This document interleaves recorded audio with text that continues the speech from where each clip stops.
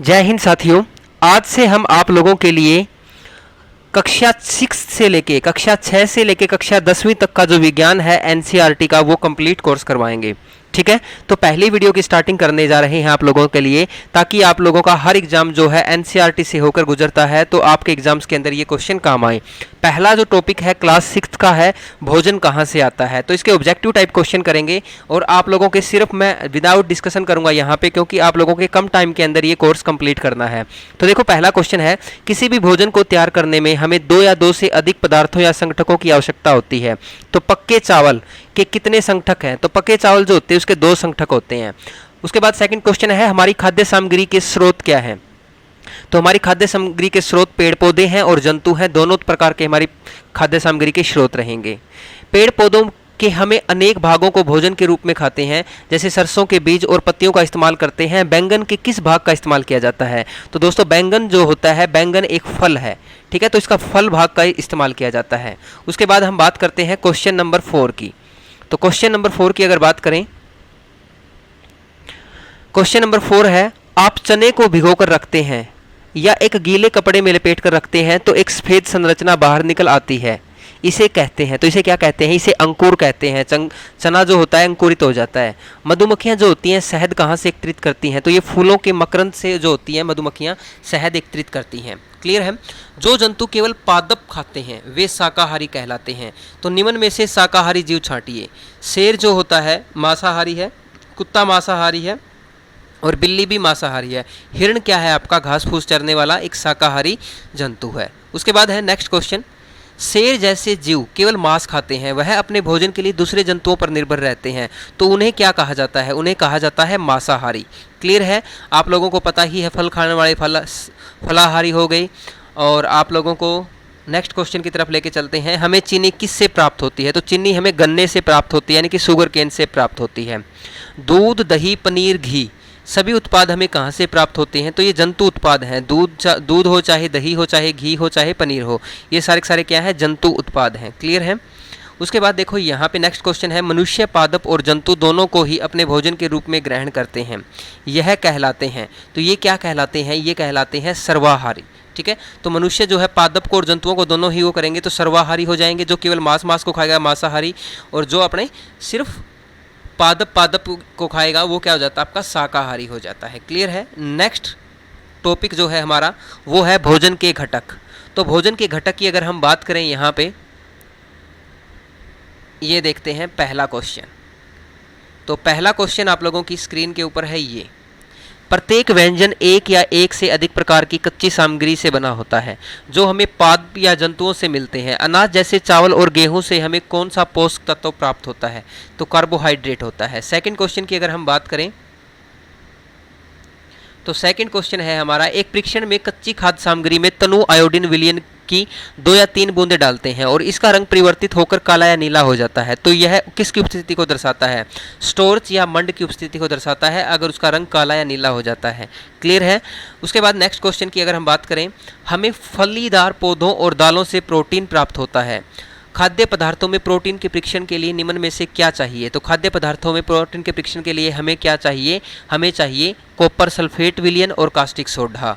ठीक है, तो ये दोनों चीज़ें चाहिए। उसके बाद नेक्स्ट क्वेश्चन की तरफ देखते हैं, कोई खाद्य पदार्थ अल्प मात्रा में लीजिए, इसे एक कागज़ के टुकड़े में लपेटकर कूटिए, इस पर लगा तेल का धब्बा किसकी उपस्थिति को दर्शाता है? तो इस पर जो तेल का धब्बा लगता है वो वसा की उपस्थिति को दर्शाता है। क्वेश्चन नंबर 5 है, निम्न में से अलग छांटना है हमें, शकरकंदी, आलू, गन्ना, गिरी। तो गिरी जो है वो अलग है, बाकी सारे के सारे ये जड़ के प्रकार हैं। क्लियर है? ये जड़ के प्रकार हैं बाकी, और जो ये अपने गिरी है ये जड़ का प्रकार नहीं है। निम्न में से अलग छांटना है, अलग क्या छांटना है? जैसे मांस है, अंडे है, मछली है और तिल।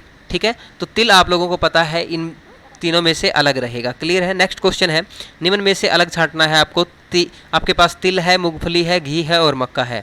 तो इनमें से आपका तिल से आपका जो मूंगफली है, मूंगफली से क्या निकलता है आपका, और तिल से क्या निकलता है, और घी आपका जो है इन दोनों से निकलता है। तो मक्के से तो घी नहीं निकलता आपका, तेल से और मूंगफली से घी निकलता है, तो आपका मक्का यहाँ पे अलग रहेगा। क्लियर है? उसके बाद हम बात करते हैं क्वेश्चन नंबर 8 की। तो क्वेश्चन नंबर 8 की अगर हम बात करें, तो क्वेश्चन नंबर 8 है हमारा, ये रहा। निम्न में से अलग छांटिए। तो निम्न में से हमें अलग छांटना है। तो अलग की अगर बात करें तो यहाँ पे दूध है, मक्खन है, गेहूं है, घी है। तो दूध, मक्खन, घी ये तीनों के तीनों क्या हैं आपके एक जैसे हैं और गेहूं यहाँ पे अलग हो जाएगा। क्लियर है। कार्बोहाइड्रेट और वसा की समान मात्रा लें तो हमारे शरीर की ज़्यादा ऊर्जा किससे प्राप्त होती है? तो हमारे शरीर की ज़्यादा ऊर्जा किससे प्राप्त होती है? वसा से प्राप्त होती है भाई हमें। ठीक है। प्रोटीन युक्त भोजन को शरीर वर्धक भोजन कहते हैं। तो प्रोटीन युक्त भोजन की आवश्यकता किस लिए होती है हमें? तो प्रोटीन युक्त जो भोजन होता है इसकी आवश्यकता होती है शरीर की वृद्धि के लिए। ठीक है। विटामिन ए जो हमारी त्वचा और आंखों को स्वस्थ रखता है, यह हमें किससे प्राप्त होता है? तो यह हमें यीस्ट से प्राप्त होता है। क्लियर है। विटामिन ए यीस्ट से प्राप्त होता है। नेक्स्ट क्वेश्चन है आपका विटामिन डी हमारी अस्थियों और दांतों के लिए आवश्यक है, पर मैडम कहती है यह कैल्शियम से बनते हैं। निम्न में से कौन सा कथन सत्य है? तो जो आपके विटामिन डी है हमारी अस्थि और दांतों के लिए आवश्यक है, तो ये हमारा किससे बनता है? विटामिन कैल्शियम का उपयोग करने में सहायता करता है। क्लियर है। नेक्स्ट क्वेश्चन है पोषक तत्वों के अलावा हमारे शरीर को आहारी रेशों तथा जल की आवश्यकता भी होती है।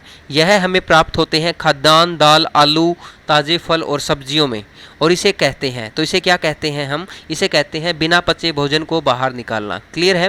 नेक्स्ट क्वेश्चन देखते हैं। हमारा ये टॉपिक हमारा कंप्लीट होता है यहाँ पे। ठीक है।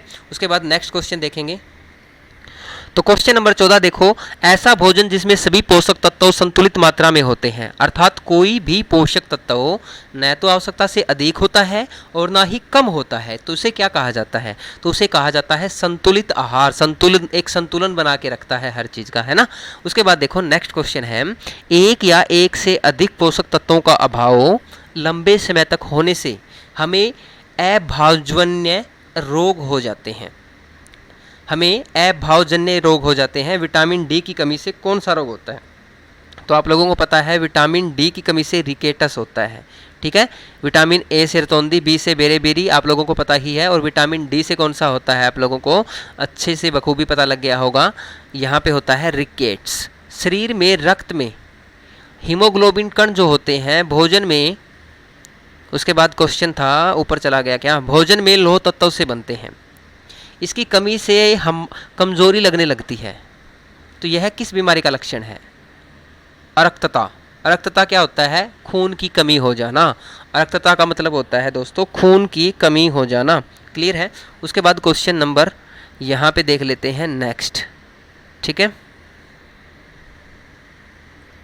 क्वेश्चन नंबर नेक्स्ट है, मसूड़ों में खून निकलना, घाव भरने में अधिक समय लगना, ये लक्षण सकर्वी रोग के हैं। यह रोग किस विटामिन की कमी से होता है?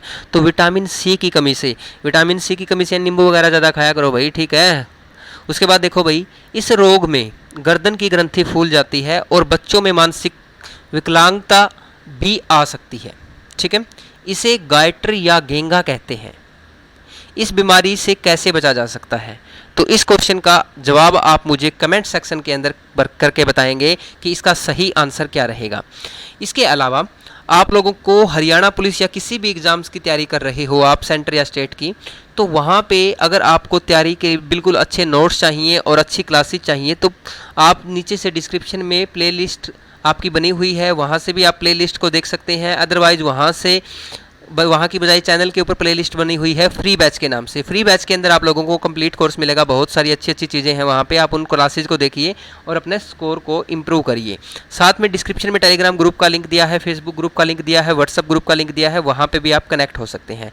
क्लियर है। ताकि आपको नोट्स जो हैं टाइम टू टाइम मिलते रहें। इस वीडियो में हम दोस्तों 2 ही लेसन करेंगे क्लास 6 के। नेक्स्ट वीडियो हमारी जो भी होगी, नेक्स्ट वीडियो के अंदर आप लोगों को और भी अच्छे से करवाएंगे। तो आज की इस वीडियो के अंदर हमने 2 लेसन किए हैं। उम्मीद करता हूँ यहाँ तक आप लोगों का कोई डाउट नहीं होगा। फिर भी अगर आपकी कोई डाउट या क्वेरी है तो आप हमें कमेंट सेक्शन के अंदर आप हमें कमेंट कर सकते हैं।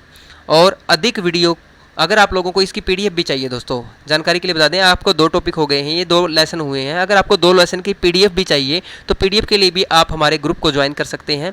डिस्क्रिप्शन में आप लोगों को लिंक दे रखे हैं, तो वहाँ से आप लोगों को पीडीएफ भी मिल जाएगी। क्लियर है।